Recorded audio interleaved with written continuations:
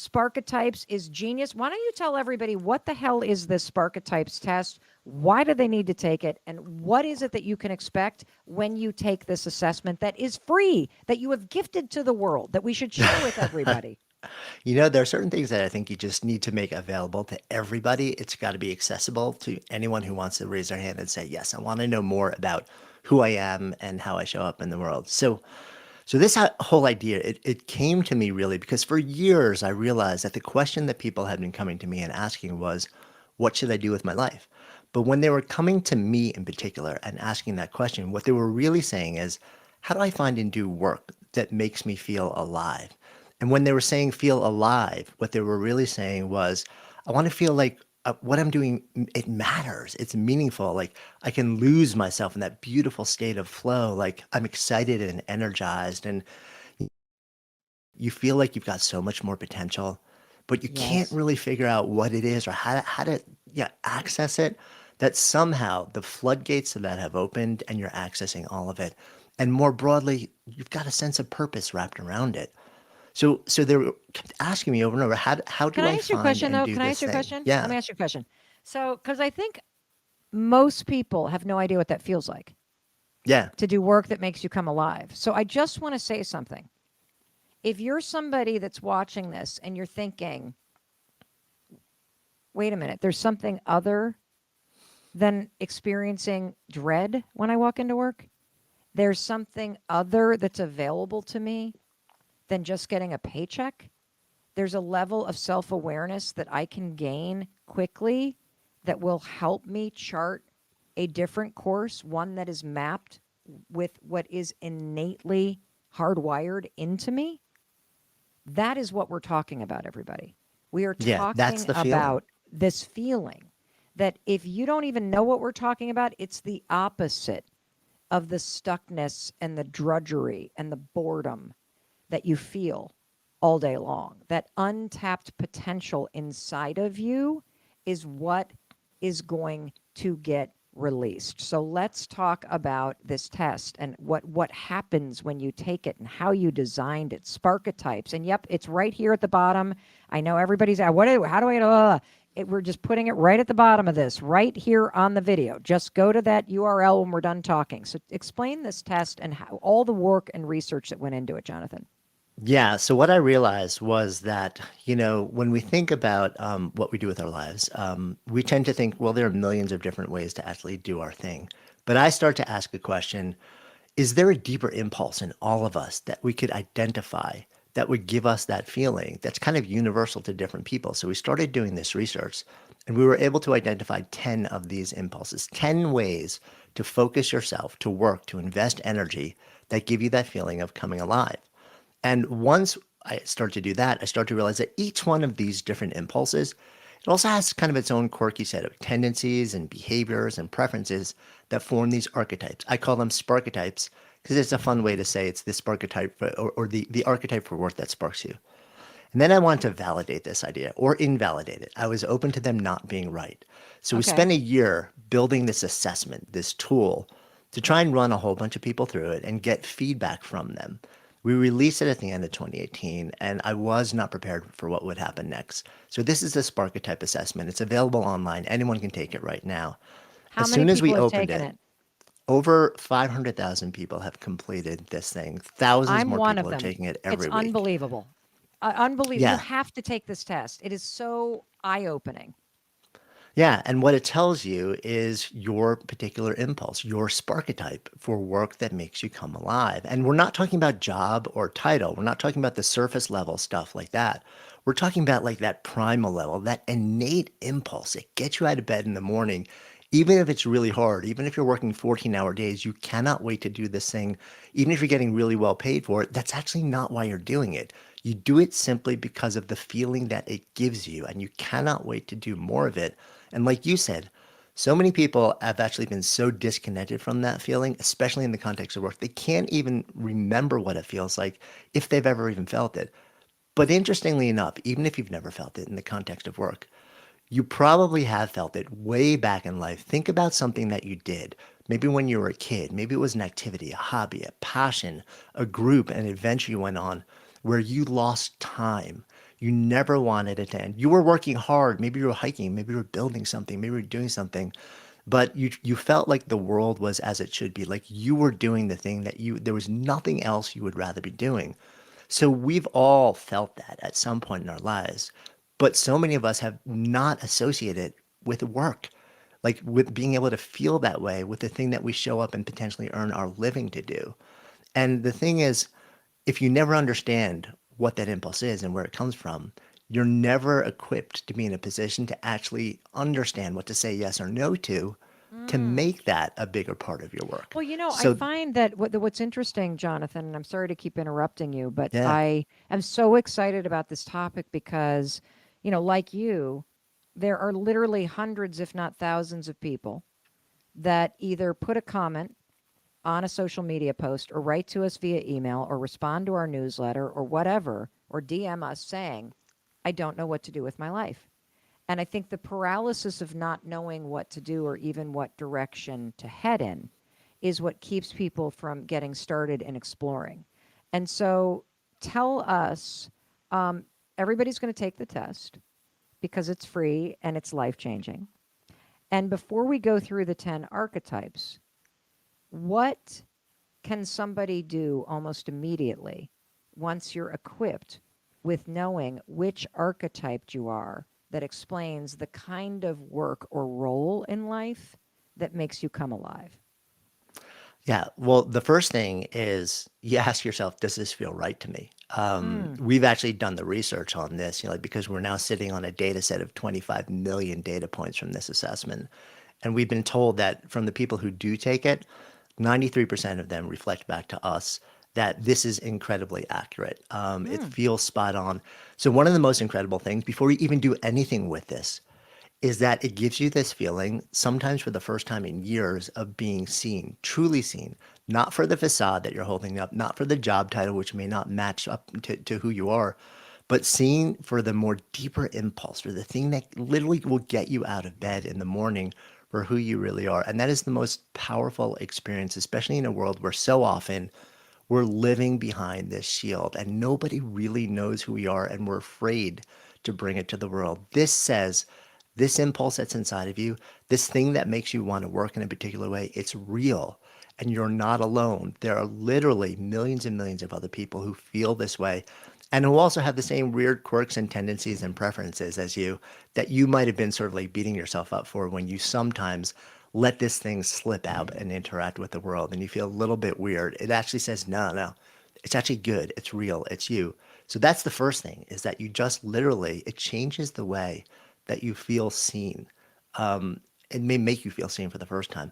But then the next logical step for so many people, once you know this thing about yourself, is you tend to look at the thing that you're doing right now and you start to ask yourself, okay, so how much of this am I actually doing in the work that I'm currently doing? Mm. And that work may be the thing you're getting paid to do. It may be also be maybe you're a full-time caretaker or a full-time parent, you know, and you're looking at it and saying like, this is all work. I bundle it under the same thing because you're investing effort throughout the day and that's work.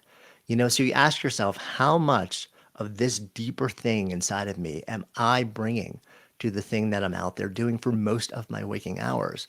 Now, for some people, the answer is, well, a lot. For Right. most people, though, it's not. For most people, they'll start to say, oh, wow, this is anywhere from mildly misaligned to really horribly aligned with this deeper impulse, with my deeper truth.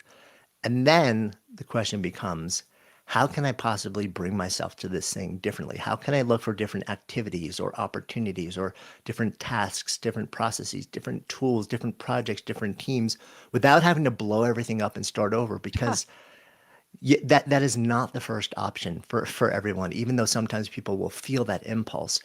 There are so many things that we can do to actually reimagine our current work once we know this thing about ourselves, to allow it to start to find its way out in 100 different ways that we never even thought was possible because we weren't looking for them before we knew what to look for. But once we know this thing about ourselves, then we look at our work and then we start to see all these different ways that we can bring this impulse to it in a way that lets us feel so much better. Incredible. And it changes everything.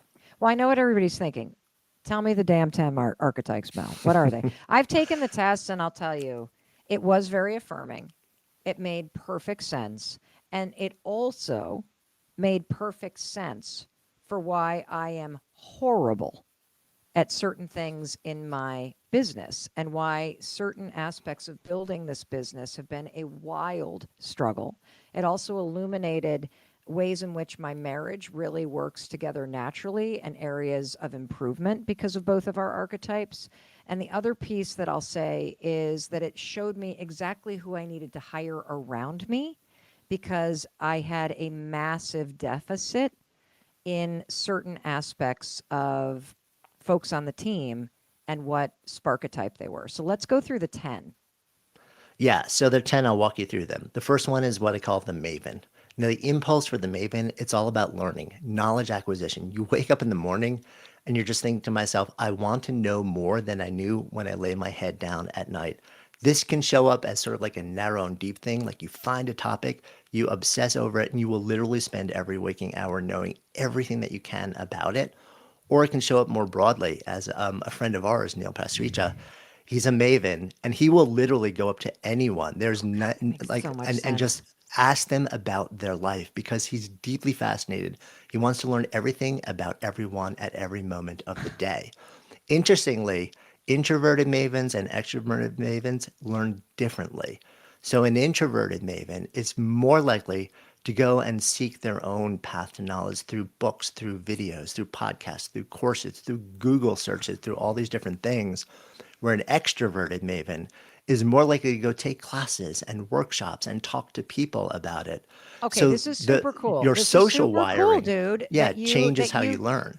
yeah, that's super cool that you actually have differentiated how these archetypes play out for somebody. It has nothing to do with whether or not you're introverted or extroverted. That's so cool. Yeah, I mean, you're not excluded from any of this stuff based on your social wiring. Like I'm a very introverted person, so I go deep down these rabbit holes by just devouring knowledge. But at the same time, eventually at some point, I want to talk to somebody who's a primary researcher in a field. So I figured out a way to literally like build a business around being able to invite the smartest people on the planet in to have really intimate conversations with me to go deep so that I can learn a lot of stuff, but in a way that actually really works for my social wiring. And then turn around and share that conversation with the world, which is super You know, fun. I just realized I need my kids to take this. Is there a certain age that you think somebody should be before they take this test, or is this the stuff that's Yeah. just so innate that even as a kid you would know the archetype? So I love this question and it comes up a lot. And here's my answer to it. Any assessment like this, whether it's us, whether it's any of the major assessments on the market, they're always limited by two big things. One is the depth and quality of your experiences. And two is the level of self-awareness that would actually let you understand how those experiences are affecting you and making you feel. So the answer is it depends. If you have a kid, like who's 17 years old, who happens to actually have been exposed to a broad array of experiences and invested themselves in all sorts of different activities, and they have a pretty good level of self-awareness, then that person may actually take this and say, yeah, it's super, super valuable to me. Then on the other hand, like you may have somebody where they've actually led a fairly insular life. They've been tracked maybe by parents in a very, very narrow way and never developed any habits or practices that really allow them to cultivate a level of self-awareness that lets them know how anything makes them feel. That may be a little less valuable. So what we're seeing is a lot of people are taking it, and what we're sort of we're gathering a lot of feedback right now and trying to understand like what is the best age? I think it's valuable, but I certainly wouldn't make it the sole input for decision making earlier in life. I Gotcha. think Well, because once I we're would further think, into life, we have more experience and we develop more awareness of how we feel. Then I think it becomes a much more empowering tool. well, because I, of course, hear you. Like, you've only even done one of the archetypes of the 10. And I'm like, okay, already. Career services. Like, every kid in school needs to do that. Like, but got it. Okay. So I'm still going to make my kids take it anyway because I'm Yeah, just and curious. I and want to know and what they are. right. And by the way, we have had like, because we get so many people are completing it now. We get so many stories every week. We've heard from career counselors in universities and first year student experiences where they're offering them. So we're getting a lot of feedback from people who are just interacting with the tool naturally. And I love that it's Amazing. like that is providing value, to almost everyone at every level. All right. So Okay. Maven, what's the next one? Number Yeah. two.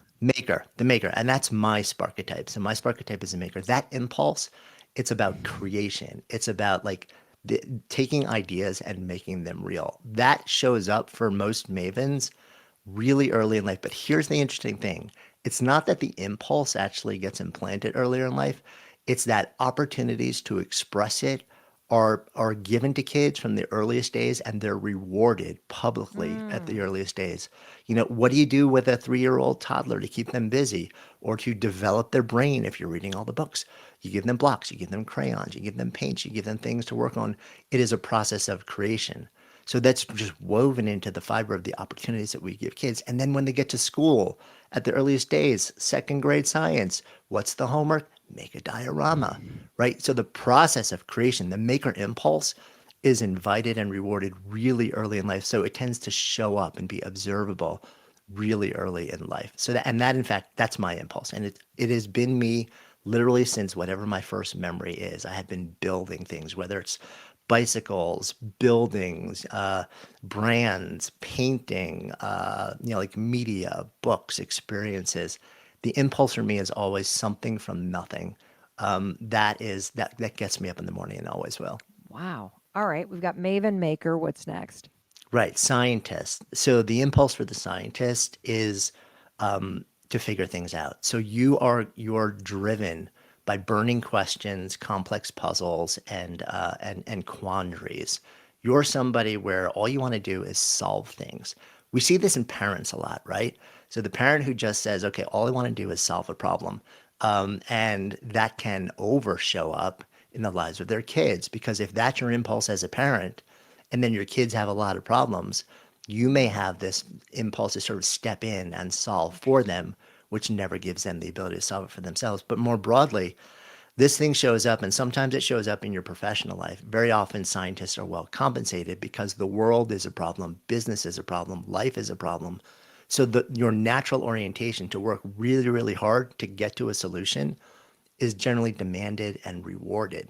But it can also be a bit of a black hole because sometimes the problem is so deep and so thorny and so wicked, and we become so invested in it that we forget that the world outside of the quest to solve the problem even exists, and we lose sight of everything else. So it's really important for that particular impulse to have sort of circuit breakers and people around you that can step in and remind you, hey, there's life outside of this too. Well, and I would also think, as I'm not a scientist, clearly, but I was also thinking, I would imagine if you're a scientist and you're doing something mundane, it basically makes your head want to explode because you don't feel like you're doing anything worthwhile. Yeah. So what's really interesting about scientists is the minute you figure out a solution, on the one hand, it's really cool. It's awesome. You finally did. You got this thing you're working towards, and then a beat after that, very often there's a sense of melancholy that sets in because now Mm. you've lost the thing that gets you up in the morning. So there's an Mm. immediate impulse to search for the next thing. So it's a little bit counterintuitive that like figuring out the thing you may have been working on for years wouldn't be this just profoundly rewarding, like elating feeling. It is for a hot minute. And then you've got to find the next thing to invest yourself in. Okay. Maven, maker, scientist. What's number four? So, number 4 is the essentialist. Now, this is all about creating order from chaos. It's about creating clarity and utility. So, you've got like a massive data set, or you've got a whole bunch of objects or stuff, or maybe like, a warehouse full of stuff, which is, like calamitous. The essentialist walks in and says, "Ooh, this is my place. I'm going to create spreadsheets and systems and processes, and we're God. going to create order out of all this different stuff." So the producer for the Good Life Project podcast, for our podcast, is an essentialist, and she literally would organize her stuffed animals as a kid in sort of like height and like color order. And we see this in a lot of different people. A friend of mine who's an essentialist, very, very strongly. I walked into her living room one day. She has 1,000 books in her bookshelf that are literally lined up on a wall By in the color? colors of a rainbow, by color of the rainbow, and then by fiction and nonfiction, and then Oh by my topic. God. And No. she can't, she cannot imagine it being any other way. So here's the interesting thing about essentialists that's much more subtle and nuanced, though. From the outside looking in, it looks like they're creating order and utility and clarity. When they're really doing it at a high level, the Beauty. essentialist experiences that as beauty and elegance. To them, they're actually it's their art, and Hmm. but the fascinating thing about everyone who is not an essentialist, this is the type of work that we've seen is generally the most hated by everyone who does not have this impulse. And there's a risk for essentialists, which is that because so many other people don't want to do this work, once they find someone who's really good at it and they have the impulse and they love doing it, everyone else wants to give that person their work. So you have to develop really good boundaries as an Mm, essentialist because people will find you really quickly and you will be as busy as they want you to be unless you say, no, I'm going to be as busy as I want me to be. that's incredible. All right, we got four of them. Let's go to number Yeah. five. Cool. So number five is what I call the performer. Now, on the surface, this kind of sounds like, well, performing arts, singer, dancer, theater, acting. And very often that's how this impulse is tracked as a kid. But the impulse itself is to animate, enliven, and energize a moment, interaction, or experience. It Hmm. can show up in the performing arts. And as kids, a lot of kids who have this impulse, because a lot of parents believe, well, this is kind of the only natural way. It's the most conventional way to let it out. They track the kids into that space, and the kids love it until they get to an age where the parents start to freak out about the fact that the kid might step into this as a profession and they get really concerned because they know the numbers about who quote makes it in these Mm. worlds, and the Yep. parents start to tell them it's not a valid impulse. So it becomes like a repressed or a stifled impulse by so many different people. This was the impulse that somebody who, when I was on your show, was sitting next to me and showed up as a young kid. It was everything to her. Her mom ended up actually telling her it wasn't valid, stifled it for her whole life. And then when something like 40 or 50 years later, she took the Sparketype assessment and she got this, the performer, as her primary Sparketype, literally it was like her body changed, and everything. She said, wait, this is real, this is legitimate, and I have been stifling this because I've been told it's not an appropriate way to show up for my entire life. And the floodgates open and she literally walked out of your show and just walked back into her life and changed her website and started telling everybody, no, I want to step back into this space of being this person.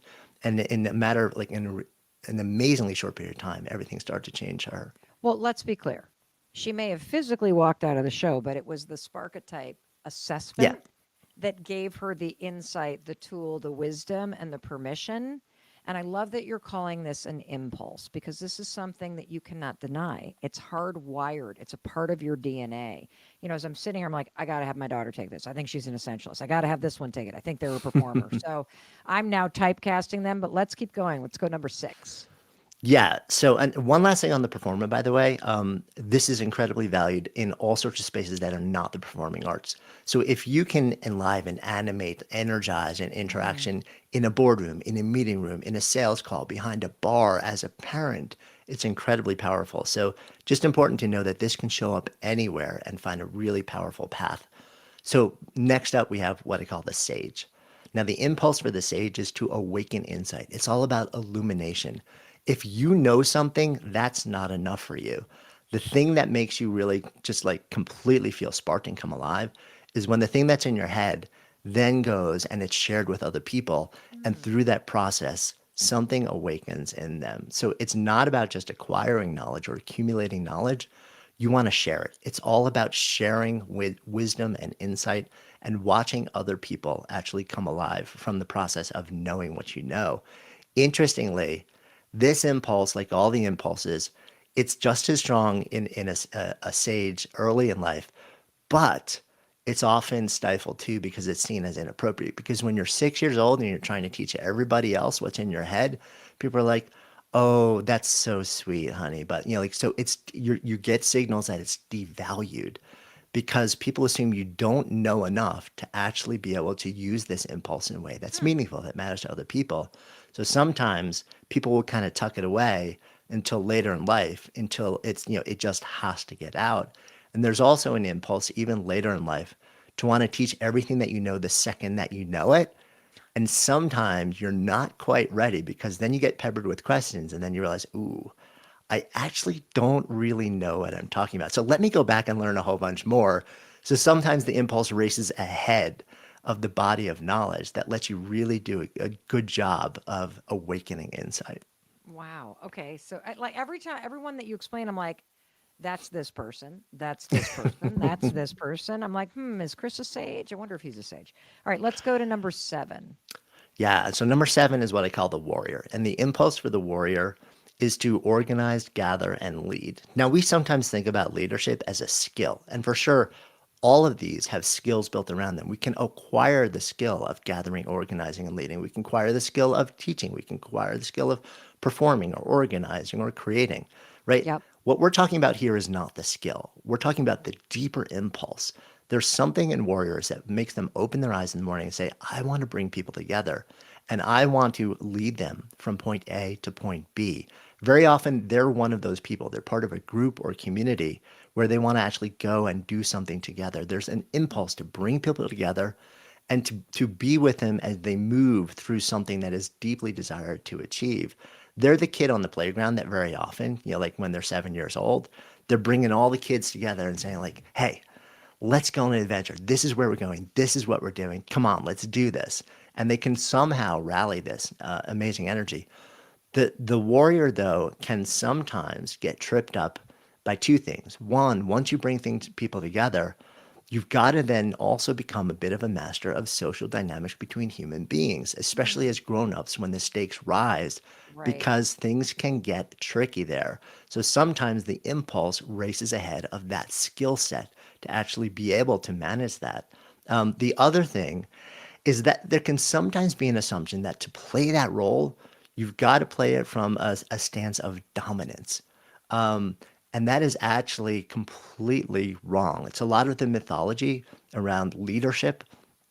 You don't have to be that person. You can do it in a gentle way, in a vulnerable way, in an open way, in an honest way, from like walking beside people with them. So it's really important not to get tripped up by that and also to acquire the skills along the way, especially as you move into later in life experiences and business where the stakes start to rise and Mm, the social and political dynamics can really get complicated.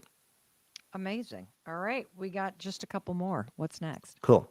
So next up, we have the advisor. The impulse of the advisor is to guide people through a process of growth. And this is a little bit different than the warrior in that it's not necessarily going from point A to point B or saying like we have a defined outcome that we're moving to. This is actually, and the advisor is most often not someone who is within a group. So you're talking to an individual, a group, a community, and you're guiding them through some process of evolutionary experience or growth. You walk beside them. What you do is you create a container of safety and trust, and you develop your own insights and knowledge and frameworks that help people move through a process of growth. A big part of what's nourishing to you about this is the depth, the intimacy, the quality of the relationship as you walk beside someone through this whole path. Similarly to other types, though, you can get tripped up in that if you start to believe that the growth outcome of the people that you're advising is attributed to you and not them, there can be a little bit of a savior complex. Yeah. So you have to be really, really objective. And here's the other quirk about the advisor.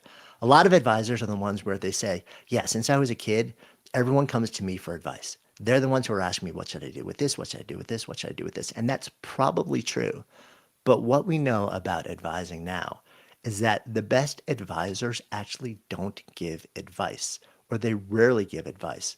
They become so skilled at the process of understanding social dynamics, understanding context, understanding how to read an individual's patterns and behavior and psychology, and understanding a person's why and what matters to them, that they're able to develop a series of prompts and questions and queries that will elicit from another person the answers from that person. So there's a level of self confidence and self reliance. Hmm. So there's never this transference to the advisor that says, I'm never going to be able to keep growing Mm, unless you're in my domain. So that creates sort of like a really healthy boundary with advisors. amazing. So the really Amazing. skilled ones learn how to not just say, here's what to do, but they'll learn how to step back and say, well, let's explore this a bit and let me ask you some questions. So the person can start to learn how to answer their own questions. It's about It's about safety, trust, and a deep knowledge of understanding psychology. Interesting. All right, we got two more. Two more. Okay, so we got the advocate is number 9. The That's me. impulse of the advocate. That's Yep. what the test said I was. So what That am is I, Jonathan? 100% you, right? Is to champion ideas, ideals, individuals, and communities. You wake up in the morning and you scan the horizon and you're like, something needs to be given more attention. Now, sometimes we use the language give voice to, but nobody gives voice to other human beings. We may actually give voice to people who genuinely or beings or things that can't genuinely speak for themselves, like animals. You may actually be an advocate or a champion for animal welfare or for climate or for the environment, right? They can't easily speak for themselves, although honestly these days they are, by sort of creating all sorts of bad weather patterns and things like that. But for individuals, like you may see an injustice and there's something in you that says, I can't just watch this. I can't be a bystander. If this is not being addressed, if it's not being given due resources or attention, if change is not on the horizon, I need to be a part of shining the light on this situation and helping to create change. It is an impulse that shows up very often at the earliest possible days. So like you said, so your primary impulse, your primary sparchetype is the advocate. I'm curious, do you have a sense for this impulse showing up for you even as a child? Oh, for sure. Yeah, like I feel like I was always speaking up, like very, very drawn toward a friend group of people that didn't have friends at the lunch table or, were getting bullied or just literally stepping in all the time. Yeah, and I mean, you look at your very early career, right? Like you're Public a defense defender. attorney for right for legal aid. Like so clearly, like this was in you, and it led you to a place where you said, like, I actually True. need to devote myself. And even now, in the work that I see you doing in the world, what you have become this advocate for the idea that our humanity matters, for the idea that everybody has a given right to self-worth and to dignity, and that we're all in this together. And while you spend so much of your time creating tools and being inspiring at the same time, you are advocating for human worth and for equality across the board, in all sorts of different ways. So the final one is the nurturer. And the nurturer is all Mm, about elevating others. It's about lifting people up. mm. It's about giving care and taking care of others. This is something where the nurturer is very often driven by a profound sense of empathy. You move into the world and you feel everything. You feel others' joy, but you also feel others' pain and suffering. And this is the person who will step in and take care of you, even when others turn their back on you, even if others perceive you as having done some wrong and that's created your own suffering. This is the person who says, I am here to help you be okay. This shows up in a lot of different fields. It shows up in parents. It shows up in a lot of caretaking fields and a lot of medical fields. But it really can be expressed in literally every domain. There is, of course, like every sparchetype, a bit of a dark side with the nurturer, which is that the empathy can often be so strong that Mm. you almost feel a sense of merging and that you almost feel like if I, even for a moment, devote energy to taking care of myself, Oh, then I am not devoting energy to taking care of other people. And I can't, that's not okay with me. That's not why I'm here. And that ends up with this spin cycle where there's so much outflow that you end up empty, you end up gutted, and you end up actually not able to even do the thing that you have this impulse that you're here to do. So for nurturers in particular, a really, really strong practice of self-care is critical for you to be okay. I want to cover kind of 7 really common mistakes that everybody makes. I have made these mistakes. The people that I love make these mistakes. I'm going to talk a lot about my 2 daughters in this training because purpose and passion is a big conversation with them right now. Everybody that I follow makes these mistakes. Brendan has made these mistakes. And I think when you unpack the mistakes that you're making, it's easy to then do a few simple things to start moving in the right direction. And so that's how we're going to unpack passion and purpose. Let's start with the 7 common mistakes, because oftentimes it's easier to stop doing something than it is to start doing something. And so there are 7 things I want you to stop doing. And when you stop doing this, it's going to make it easier for you to tap into and really tap into purpose and passion. So what is mistake number 1? Mistake number 1 is that you think passion and purpose are the same thing. I hear those 2 words thrown around so much and swapped in and out of sentences that I need to say it is a major mistake to think that passion and purpose are the same thing. Because the fact is, they're completely different. And the other fact is, you need both passion and purpose in order to live an incredible life that you deserve to live. So let me unpack my simple way of thinking about passion versus purpose. So passion is something you feel. I think about passion as another word for energy. Passion is something you feel. Purpose, on the other hand, is something you do. Purpose is something you do. I'm going to distinguish passion and purpose at a secondary level. You ready? So passion is something you feel. Passion describes the energy that you feel. And the other cool thing about passion is for you. Passion is simply anything that makes you feel more energized in life. I'll give you an example. And I want you to think about what is something that brings passion into your life. And as you think of the thing that brings passion into your life, share it. Because when you share something that you're thinking, it always ignites and empowers and inspires somebody else that's watching this too. So for example, passion is for me. Passion is what I feel. Passion is the stuff that brings energy into my life. So here's my passion. You ready? I love to garden. I love to walk into a flower store. I love to savor a fabulous cup of coffee. I love and am passionate about watching stand-up comedy. I am passionate about hiking. I am passionate about, I'm actually passionate about the polar plunge challenge and doing cold exposure therapy. I'm passionate about getting together with our kids. I'm passionate about walks on the beach. I am energized by making plans to go somewhere. I am energized by cooking. All of these things that I'm listing are things that I do or things that I think about that infuse me with this energy.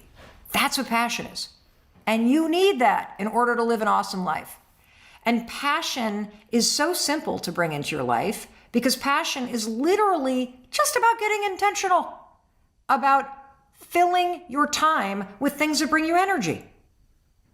It kind of makes sense, right? That's all the passion is. And now that you understand this simple idea of what passion is, that it's something you feel, it's for you, it brings energy into your life, you now understand why people say, "Oh, I'm living my passion." I would never use that sentence because I think the accurate thing is I feel passionate about my work as a doctor. What they're saying when somebody says that is they're saying, "I feel energized by my work." And if you are one of the 89% of people that feel stuck right now, here's what I know. If you look at your day-to-day and your week-to-week life, you are not doing anything that naturally brings energy into your life, positive energy.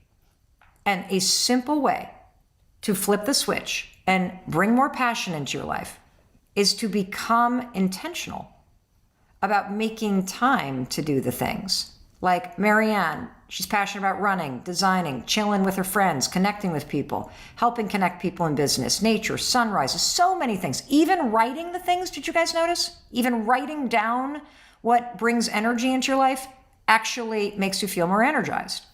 So that's what passion is. purpose is something you do, and purpose is what you do for the world. Purpose is this anchor that you attach yourself to, and it is the thing that you do for the world. It's how you show up for other people. It is the reason why you're doing things. It's sort of like, I'm going to give you another example. We've got the anchor, because when you're connected to why you do what you do, you will not feel adrift, okay? But I'm going to give you another example about purpose. So have any of you ever had a situation where you're like near a body of water and you either have your dog or somebody else's dog, and that dog runs into the water or the pond or the river or the muddy stream or the swimming pool, and then they come out and they shake, shake, shake, shake, shake all over you, and the water spreads everywhere, right? I also feel that purpose is that stuff that naturally shakes off you and hits other people.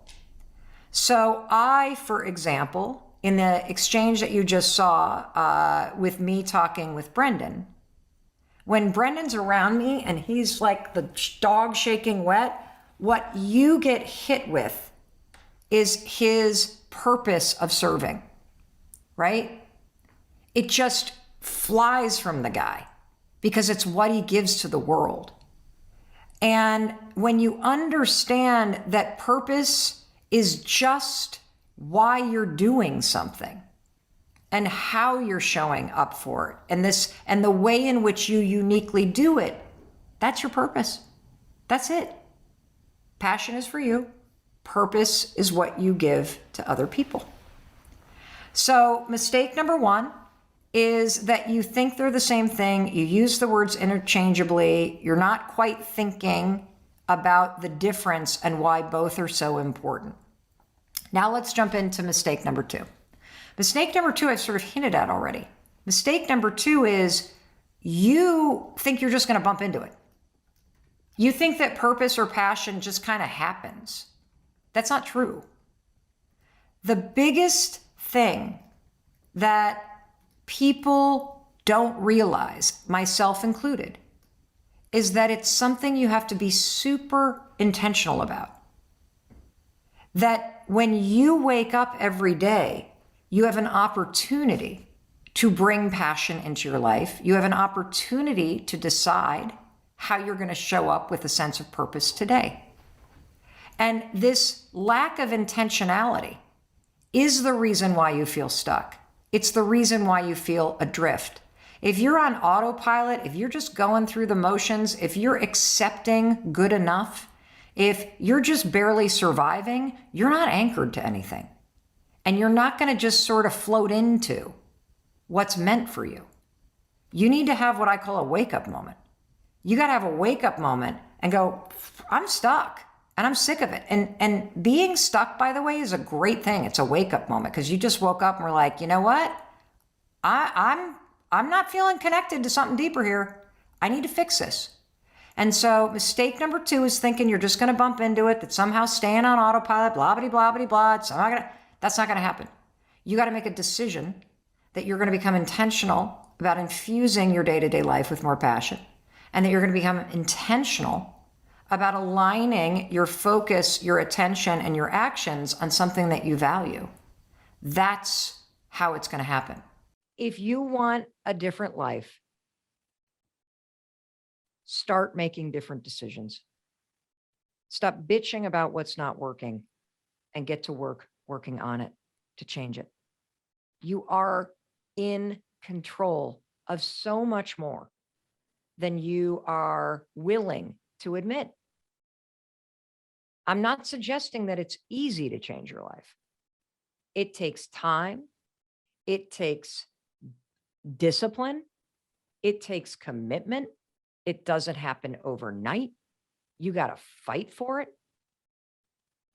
But you have a choice.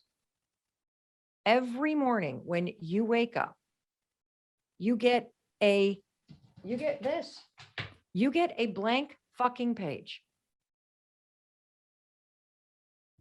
You get to decide whether or not you're going to hit the snooze button 5 times and you're going to wake up a hot mess and you're going to make all the same decisions that you made today. Or you can decide that today is the day I am changing my fucking life, because I am changing the decisions and the patterns of behavior that I engage in. I am going to get up when the alarm rings. Instead of racing into my day late, I'm going to take a minute and make my bed, because that one small thing of getting up when the alarm rings and then taking a minute and making your bed so that you have one thing done, so that you have one less thing of clutter. And then I'm going to walk into my closet and pull on my exercise clothes, because damn it, I know I'm in a better mood when I take a walk outside. And once these clothes are on, it's one less thing that I need to do, and it's going to remind me. And then I'm going to walk into that mirror, that bathroom, and I am going to brush my teeth, and then I'm going to high five myself, even though I hate what I look like, even though I don't like what I weigh, even though I have so many bills to pay that it's overwhelming. And I focus on the regrets, but I am going to high five myself because I am committed to silencing this shit in my head. I am tired of listening to my mother's voice. I'm tired of listening to my father's voice. If you want to change your life, you are going to have to fight like hand-to-hand combat all day long against the current patterns that you have that are making you miserable. And what are those patterns? Those patterns are criticizing yourself. Those patterns are focusing relentlessly on the things you're doing wrong, or the one thing you didn't get to on your to-do list. Those patterns are picking yourself apart. Those patterns are focusing on the things that are in your way and complaining about the excuses. Those patterns are obsessing about the mistakes that you've made in the past. And what do you need to do to break these patterns?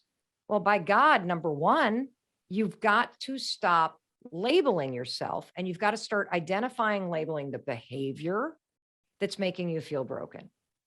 Number two, you need to start focusing on all of the amazing things you do right. You got up, you get a high five. You made your bed, you get a high five. You brush your teeth, you get a high five. You slapped some yogurt on that counter and those kids slapped it. You get a high five, man. You let the dog out today. You get a high five. You responded to one text and what? You get a high five. You need to start to focus on everything that you're doing right.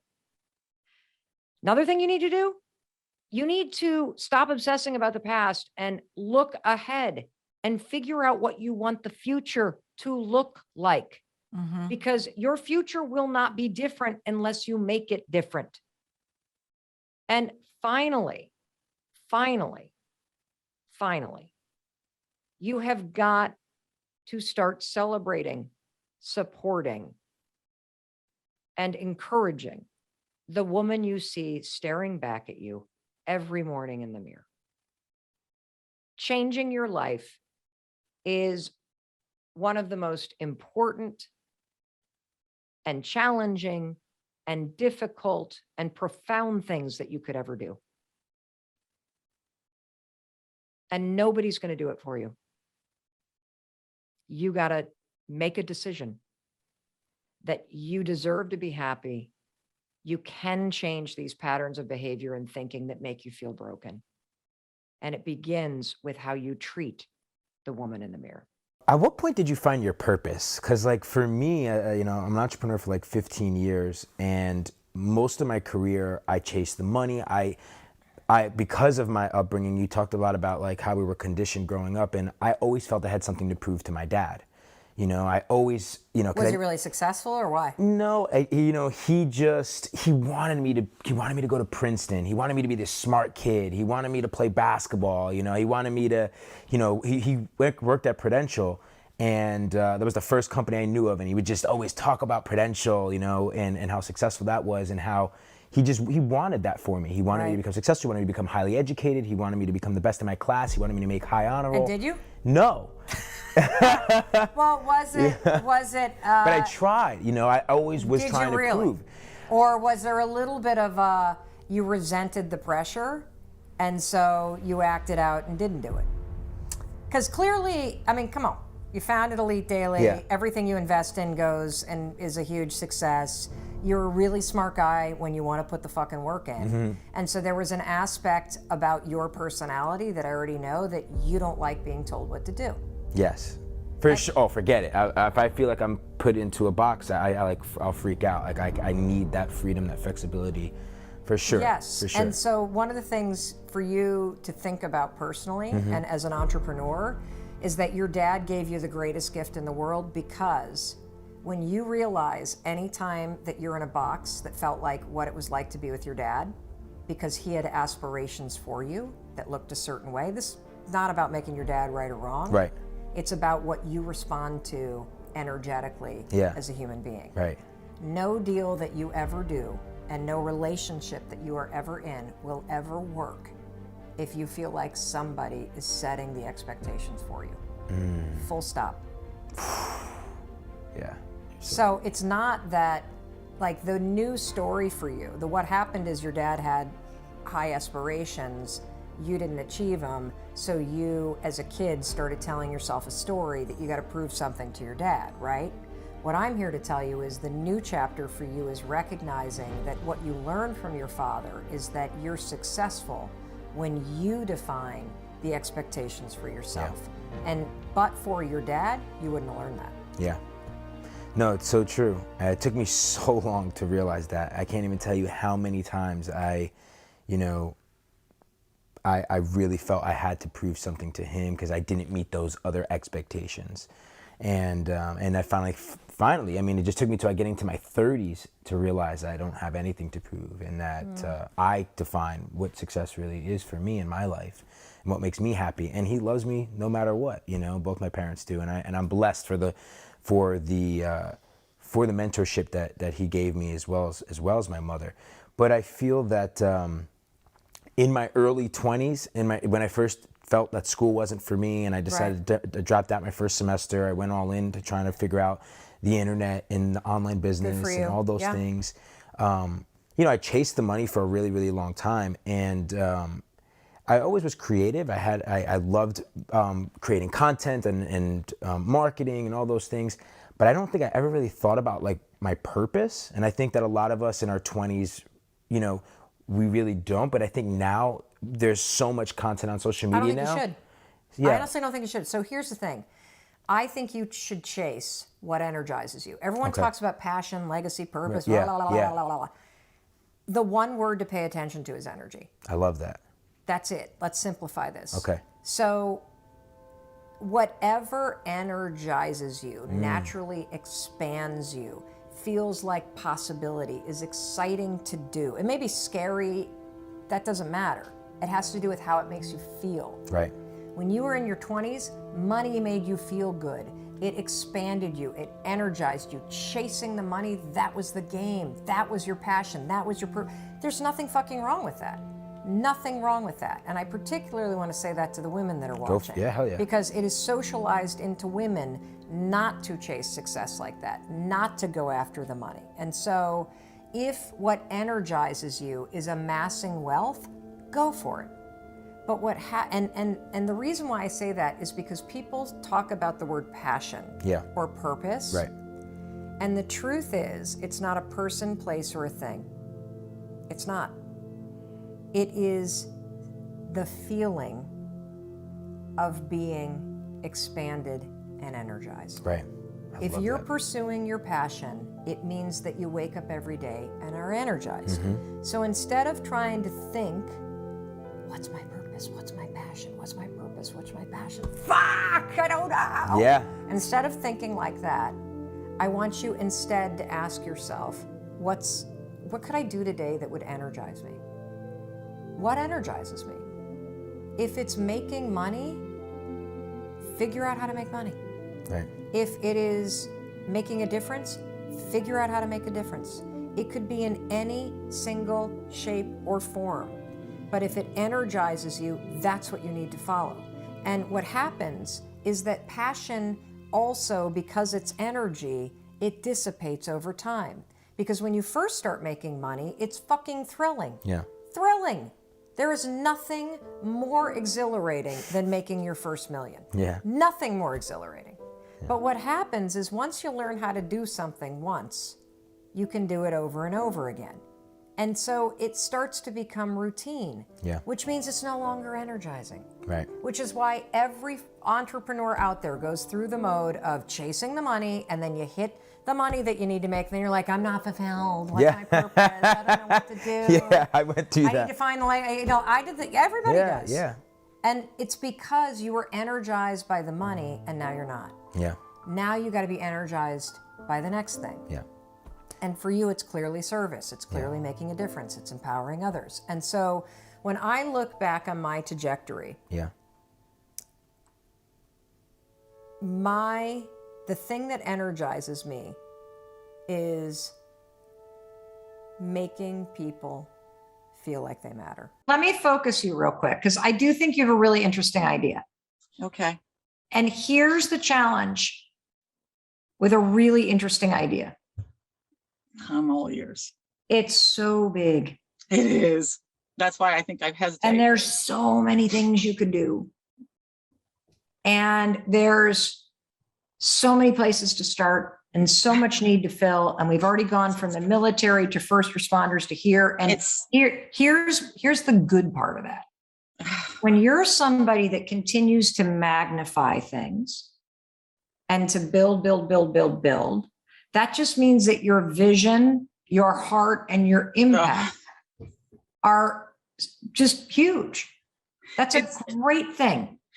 But it paralyzes me, Mel. Well, let me tell you how we're going to get started. Okay. So number one, I can't believe it. personally think that what you need to do first, and you may already be doing this, is I personally believe that starting a Facebook group or using a platform called Circle, but you might want to start on Facebook only because I think what you could easily do is create a groundswell here. And I would keep them. Maybe you have this whole idea of people that are in these, whether it's first responder or military, Marines being one, Army probably a different one, that because there's different kind of knowledge to how the different systems work, right? In the different armed forces and whether or not you're a first responder. And so here's where I would start. I would start with what you know and the thing that calls you the most. And I would start a Facebook group. And I would literally, this is going to sound crazy, but I would literally use Facebook as a training ground for yourself to declare that you are building a place online for people to come and to connect with one another and to get the help and the information that they need. That's number one. Number two, your role is going to be to run the group and to also, I think you need to be going live in the group and you need to pick a topic every day or a particular person that wrote in with a question. Wow. And talk about the answer. And this is how you're going to start to build content. And this is the way you get going. Yeah. Now, the reason why I'm going to recommend this approach for you is because I think you need a groundswell before you're going to feel like you can go, okay, this free group is amazing. Now what I'm going to do is for X dollars a month, you can join a managed community that's dealing with this particular topic. And then you put them on a platform. And so when I found out, so let me tell you why I think this approach is really important. Okay. When I started investigating getting my breast implants taken out, I found out once I pulled the medical records. I mean, I just wanted them out because I hated them. But when I pulled the medical records, I found out that the implants that I had had put in 4 years ago had been recalled because they were causing lymphoma in women. Ugh. And I didn't even know. And so they fast tracked the surgery. And as soon as I started stumbling into the world of what they call explant surgery, everybody kept recommending this private Facebook group. I mean, Wow. anytime I talk to somebody, they're like, oh my God, you got to join this Facebook group. You got to join. Oh, you get in the explant. It's run by this woman. And there were hundreds of thousands of women in this private Facebook group, all talking about breast implant illness, explant surgery, passing information about surgeons. And it was the most helpful resource I had ever experienced. Wow. And I believe that that is where you should start, because I Yes. think the groundswell would happen so quickly that people would start to recommend it to each other. And that's how I would get started. Because when you're somebody like you and me, big thinkers, big ideas, big impact, big vision, you literally spend years thinking about how big this could be. That's the last 3 years, at least 4 years for me. And it's, Yeah. And you just need a simple system. You need a place to go every day so you feel like you're doing the thing. Okay.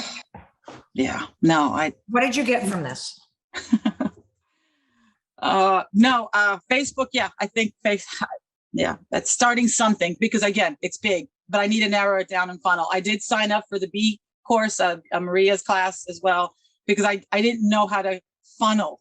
There's so much I want to do. I think if you were to just give yourself permission for a couple months, that I'm just got a big vision. I'm going to build the biggest community of veterans helping each other and helping new people into the Marines. And you start there Okay.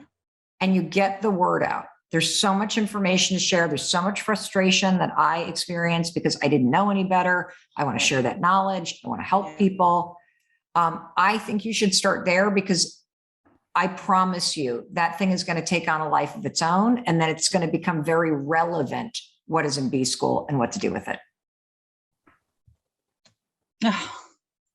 And look, if you That's have great. that place to come to every day, Yeah. it's going to lift your spirit and your confidence. So even if you're working somewhere else and you're making ends meet and you're making the bills, like get paid, and that's not your dream, then you have something every day where you are literally laying a brick on this path that you're walking down. It's so true. It's so true. True. And that will take on a life of its own. And, you know, for those of you, by the way, who are working while you're launching your business, that's fantastic. All the research shows that the people that keep their jobs while they're launching something are more successful. And the reason why is because you're not putting financial pressure on your dream. You're giving your dream and your business that you're launching the runway that it needs, and you're giving yourself the permission to build it over time. And that allows you to make different decisions than if you're trying to launch this thing and you're like, I got to pay my mortgage and no, geez, I got to get the website. Like, it's a totally different ballgame. And so it's a good thing. And a second piece of advice for everybody that is launching something and still working full time, figure out what you can do at your current job or a new job that somebody else is paying you that teaches you something that's going to help you in this business. So even if you take a job working a front desk at a digital marketing agency, you're actually just in that world and you're around people that are in that world. Or if there are projects at work where people need help with email campaigns, raise your hand, even if you don't know anything about it. because it then teaches you something that is relevant to the larger vision and the thing that you're building over time. Does that make sense? Perfect sense. Yeah, Terrific. no, thank you, Mel, so Terrific. much. So what did you get out of this? Start small with a Facebook conversation, targeted with just the questions. I think that is probably the first step, because then I'm going to get all the information or the questions that are the concern, and it'll funnel through to giving me the now platform to now how did I solve it? Like you said, I don't have all the answers. I don't, but I know what I went through and how it can help them. And I do want to help others see Great. the light. And so I think it's perfect. You're super clear. It's very focused. It's something you can do every day while you're still dealing with your life. And it's going to build momentum quickly if it's on Facebook. Mhm. And you'll learn a lot by starting it. And it's a very simple message to spread. I'm starting this thing. I want a place for people to gather. Every day I'm going to answer a question and give people resources. And I'm inviting everybody to jump in and do the same. And that's Do you it. feel that Facebook is the biggest versus Instagram, or I don't do very 1,000% much? Facebook. Okay. 1,000% Because Facebook. there's Because so there's much. no group feature on Instagram. Yeah. You can take your teachings and post them on Instagram and on YouTube, but the Okay. place where people can comment and share and connect with each other is Facebook. It's Facebook. Even though Facebook, has got Is all old people. negative stuff. Well, so what? A lot of Yeah. young people on there too. And trust me, like it was one conversation. And then all I heard in my explant journey was, you got to do that group on Facebook, that group on Facebook, that group on Facebook. Kidding. And I would imagine the bigger you get, the more people be like, oh, you're joining. Oh, make sure you sign up with that Facebook group. And by the way, do not be discouraged if you go to start this and you start to see other Facebook groups that sound similar. Sure. That doesn't mean your idea has been taken. It means your idea is needed. And only you, only you are going to do your idea your way. I would love for you to talk directly to the person listening that has a sense that they maybe have this gift too. What would you say to somebody who feels like they've had these experiences, but they don't know what to make of it and they don't know how to tap into it? Okay, sure. This question comes up every day of my life. If you think you have a gift, you already know you have a gift. There's no thinking involved. What a lot of people do, and again, this is a lot of psychology, so I know you'll be able to relate. What people fear, they don't embrace, right? And they don't necessarily choose to look into it because, again, it's a program. Fear is a program. And the biggest blockage of letting go is ego. Now, I don't mean ego in the sense that you think you're great. I mean ego in the sense of fear is ego, controlling, needing to control is ego, not surrendering to a higher power is ego. Just again, to clarify that for the audience, people think, oh, I don't think I have an ego. Well, we all have an ego. It's how we survive in this world, right? Not trusting is part of your ego. And then there's a healthy ego, getting washed every day, focusing, committing to a purpose. That's also the healthy ego. But getting rid of the ego. So if something is telling you on your way to work every day, you have the best route mapped out, but something is telling you, make a left, don't go your usual route, do not discount that, please. That's your spirit guides or your higher wisdom of your own soul telling you, guiding you to avoid something major, right? Cancel that trip. What do you mean cancel that trip? I paid a lot of money for that. It's my 60th anniversary. I can't cancel that trip. Cancel that trip. In your gut, in your solar plexus. Some people get it in their heart, like a pounding. So these are our chakra centers, the fuse box to the house where energy comes in. We have fuse boxes in our body called chakras. We all have them. They're energy centers. And this is what allows us to stay connected to the 3D earth. And it allows us to navigate how we react in this world, how we transfuse anxiety, or just so many things. Our chakras have a lot to do with it. And chakras are very much based on belief systems. So if you refuse that little voice, you're going to wish you didn't. I teach this to everyone. You cannot put faith and logic in the same sentence. It doesn't go together. Logic is what you were trying to use to, I have my business here in Boston. I dedicated everything here, but something's telling me to let go of it all. Yeah. And go to the next chapter, because there's something in that chapter that's waiting for you. And I always say nothing changes if nothing changes. And that's the God's honest truth. So we have to get off of the loop of everything we've always done and step out in faith. We all have innate abilities. And what I was about to say earlier is, if the conscious mind does not allow you to tap in, these abilities will show up in your dream state. And why? Because the conscious mind, the guard dog, is sleeping. It's put to the side. It's not doing all the logic and the rationalization. The left brain is put to the side, and your psychic awareness will come through precognitive dreams, where you have dreams of future events.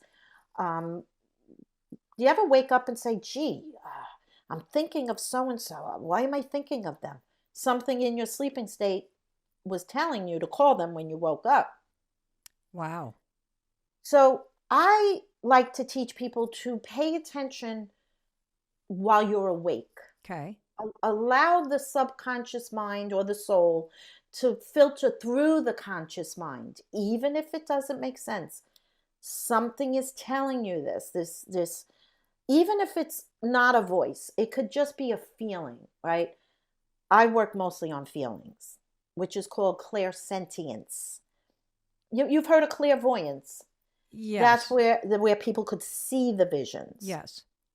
Clairaudience is when they can hear the voices. Clairsentience is when you could feel something doesn't feel right. Like when you walk in a room and it looks beautiful, but it doesn't feel right. Maybe someone just had an argument in that space, and you're picking up on the vibrations of that. We do this every day. We just don't have a name for it. We just don't know. And we don't want to give ourselves so much credit, right? That's a thing. People don't like to take credit. I'm not a psychic. I'm not a medium. I'm like, yes, you are. I tell everyone, yes, you are. Everybody's a medium. Everyone's a medium. Now, a medium is not only someone who could connect to dead people. That's another misconception. A medium can just channel for the moment. For the moment. Medium for the moment. We all have done this at some point in our lives. Give me an example of the way that you can be a medium in the moment. Have you ever had a conversation with a friend and they're telling you their problems? Yeah. Let's just say. Okay. Talking about their husband, their relationship, their boyfriend. And you're listening, right? And you're listening with empathy, compassion, because you're a good friend. You're a decent person and you want to help people. And you want to help your friends. Something tells you inside, don't even worry about it. You're not even going to be with this guy. And you say that to your friends. You say that. And they're like, what do you mean I'm not going to be with him? I don't know what it means, but you're not going to be with him anyway. Something's going to happen that will take him out of your path. So don't even worry about it. And they push you. What does that mean? What do you know? What do you know? I don't know. I just felt that. I felt that in the moment, that you're not even going to be with this guy anymore. Maybe he'll die. Maybe he'll cheat on you. Maybe something. Maybe he'll get a job transfer. And you don't know what it means, but you knew you needed to say that because you felt it. Has that ever happened to you, Mel? Of course. It's happening to me right now with somebody that I love in my life. And I'm Yeah. smart enough not to really say anything because I know that'll make them cling to them tighter. I just, like, I know that this is not forever. How does the other side, people who have passed on, communicate with us? Is it a language? Do they move stuff? Like, how can we tap into that? Great question again. It's the language of energy. Okay. And what is the language of energy if you're trying to tap into it for the first time? Everybody's clairs, which is how you receive information, you may have a more developed clair than the next guy. Some people have problems with visualization, right? Mm-hmm. They're like, no, I'm not a visual person, so I can't really see that. That's why a lot of people can't meditate. When they're being walked through a meditation, a visual meditation.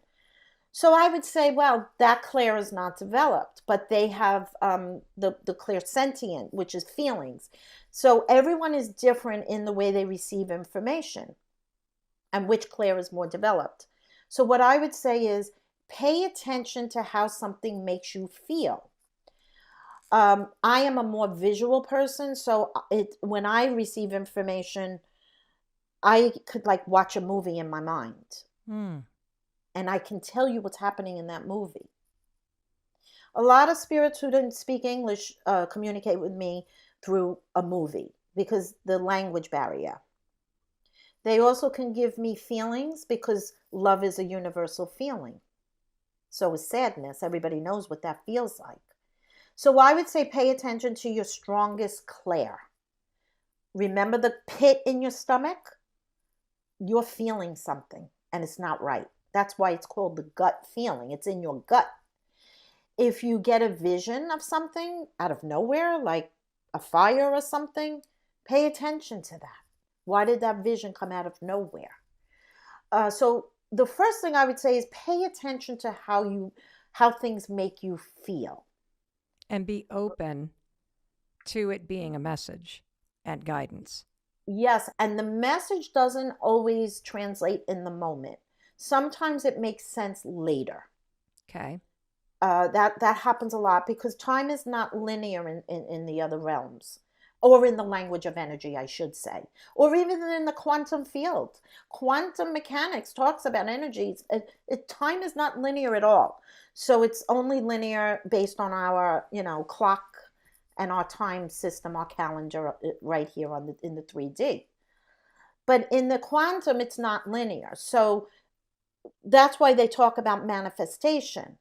You put a thought out there, and based on the intensity of the belief system and the emotion, it will come back to you like a magnet. Not always. If you're having pessimistic thoughts about getting that manifestation, you just kind of canceled it out, right? So we have to release. Here's a great example. I love this example. When you go through a drive-through, Yes. McDonald's, wherever, Taco Bell, which hopefully you don't, but if Dunkin' Donuts, Starbucks, you're getting your coffee. Okay. you place an order through this little machine, Yeah. this voice, when you pick up your order, you expect it to be exactly as you gave it out. Yes. Same thing with the universe. You put a thought out, you expect the result to be delivered, and nothing more, nothing less. Except if it's not for the highest good of all concerned. Because the universe won't give to you and take from someone else. It's a fair universe. So it has to always be for the highest good when you ask for something. What does that mean? What if I'm manifesting that, I don't know, that my loved one goes into remission? Okay, that's a good one.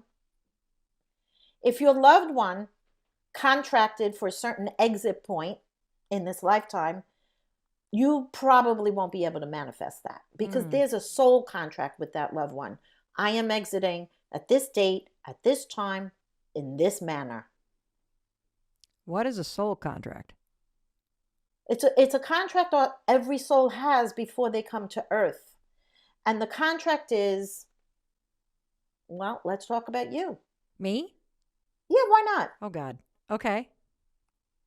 Maybe in your last life or one of your last lives, you hurt some people with your power or your Mm. money or your Mhm. notoriety. This is maybe hypothetical.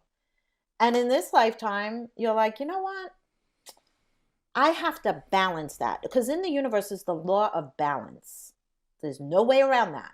You could call it karma. I don't like that word, by the way, because you always think of a negative connotation when you say the word It's karma. true. But I like to call it the law of balance. That's why I'm known as the happy medium. Because the happy medium is a phrase that's been coined to find the balance. And if you come back here this time to balance out your soul, you're like, yeah, you know what? I have to dedicate my life to helping people, empowering people. Because I took people's power away in other times. And now I have to teach them how to get it, how to keep their power, and how to bring that into fruition this lifetime. So you're the teacher of that for people, right? So that's one of your soul contracts. Say you had a lover that died at war and he never came back. That chapter is not closed with that soul. So the contract with that soul is, let's go back and get this one right, because we had such a good thing going until you went to war, and my heart has never been the same since. But this lifetime, we're gonna write it out, and we're gonna have, you're not leaving me early, and maybe I'll leave you before you leave me. So they're just agreements, just like we have agreements here. They usually work with other souls, and it also connects to an experience you want to have. An experience you want to have. So some people say to me, I don't know where I should move. Your case was different because there was a son involved and everything else. And here's what my answer would be. There's no wrong or right answer. What experience would you like to have? There's no wrong or right answer. You have free will. Now, the experience you'd like to have will really put you on that trajectory of that soul lesson.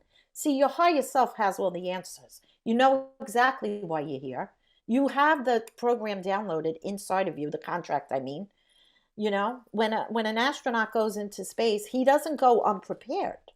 He goes with the food, he goes with the right garments, he goes with the right vehicle. He's going on a mission.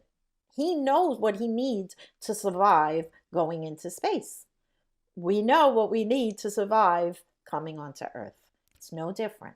So when you become a medium in the moment and you allow yourself to lean into your intuition and your feeling, whether your power is in the visual or the auditory or the feeling, and I would put mine in the feeling category for sure, that's how you tap into that inner wisdom that's programmed in you. That's how you connect with your spirit guides and the guidance of loved ones who have passed on. So when you pick up the phone to call anyone that you love here, you kind of do expect them to answer the call, unless they're busy. Right. The other side, when we think of them, we're calling them. However, they can be busy. They don't sit on a cloud with a harp. What are they doing? Well, they have a lot of jobs there, a lot.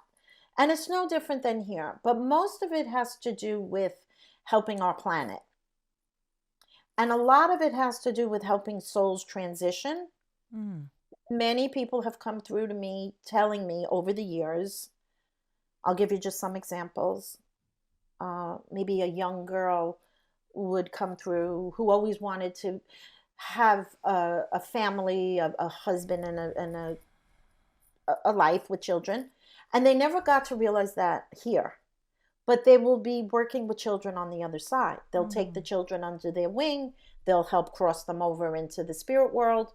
Even though they're not children as a soul, their souls cross as children, babies and whatnot.